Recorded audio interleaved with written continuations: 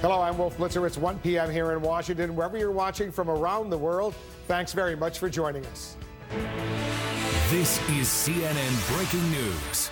Up first, the last step in the 2016 presidential election. Right now, Congress is convening in joint session of the Senate and the House of Representatives to officially count the Electoral College ballots and certify Donald Trump's victory. Vice President Joe Biden is presiding over the session. We expect the president-elect to get 304 electoral votes to Hillary Clinton's 227. A handful of electors defected during the December 19th electoral votes. 2 from Trump, 5 from Hillary Clinton. We will keep you updated on the latest steps in this peaceful transfer of power. Those boxes that you're seeing right now, those are the electoral votes. They're being brought into the floor of the House of Representatives by the Senate pages. Right now, they're going to go through a brief ceremonial procedure, and then it will be finally official.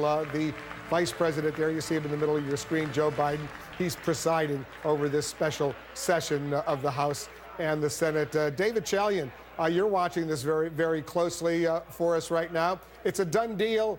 There's no great drama, but it's important. Well, it is important, Wolf. You remember back on that night, November 8th, and all the vote counting we were looking at. As you know, the way our constitutional system works, it's this vote counting and recording today that actually will make Donald Trump the next president of the United States.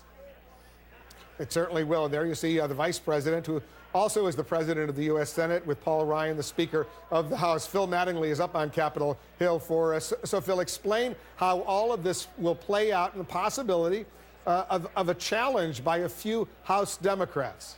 Yeah, one does exist. Now, it's important to note, this is a rather formulaic process and one that's supposed to go through with limited to no drama. As you noted, Vice President Joe Biden will be overseeing the process as both of these chambers get together. And how it all works like this: the Vice President will open alphabetically these certified vote totals from each state. And he'll go one state at a time. He'll have 2 representatives standing next to him, representing the House and the Senate. They will read the totals. Then the Vice President will ask if there are any objections. Now, there is expected to be a possibility that objections are raised, Wolf, but there's a caveat to that.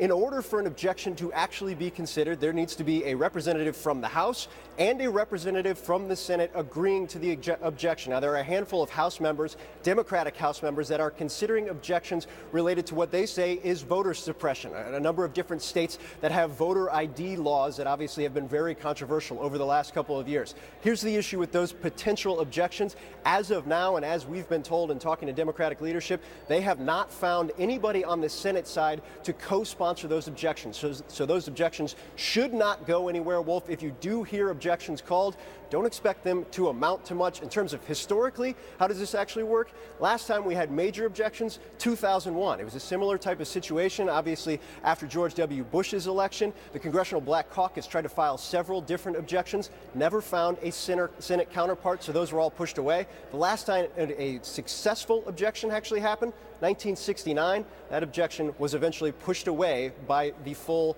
Senate and House. So not a lot of drama here. A very formulaic process. Will move state by state. And when you talk to congressional officials who are involved in this process, they don't expect any roadblocks, Wolf.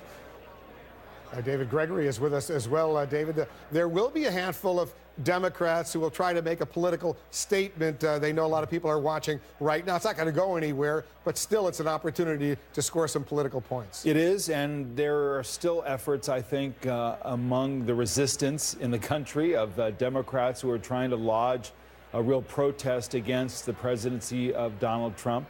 But, you know, we have to remember that when this issue of the Electoral College came up initially in the 2000 election, it was really something that opponents of this system let go by the wayside. They could have taken this up.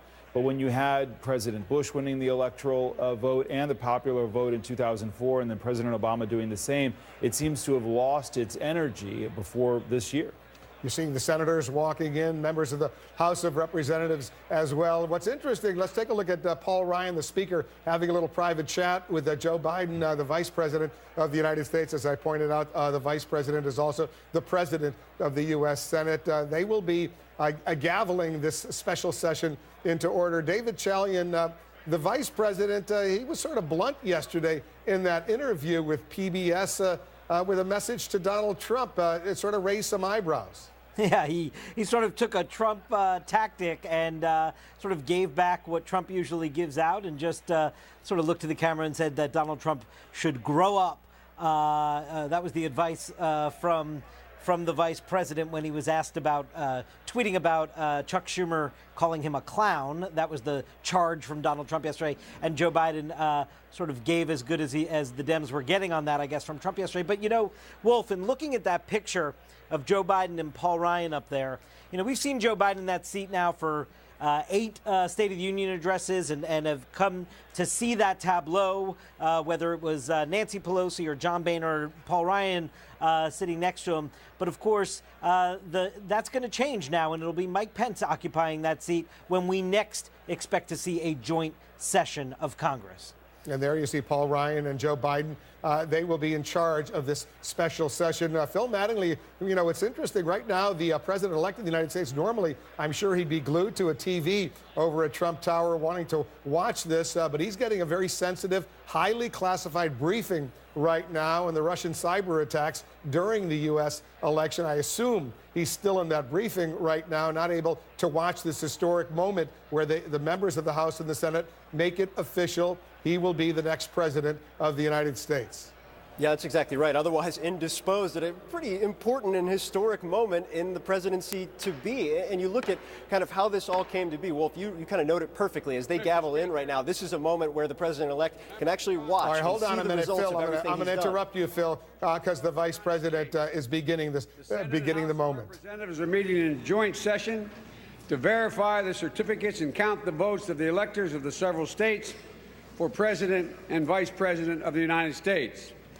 After the ascertainment has been had that the certificates are authentic and correct in form, the tellers will count and make a list of the votes cast by the electors in the several states.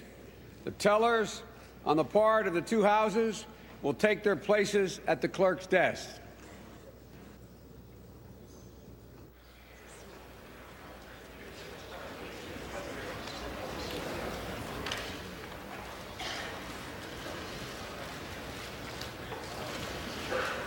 All right, there you have it. The vice president beginning the process. They're just going through a little handshaking right now, but they're going to formally count all those ballots and make it official. We'll watch the count as it unfolds and get back to the floor of the United States House of Representatives.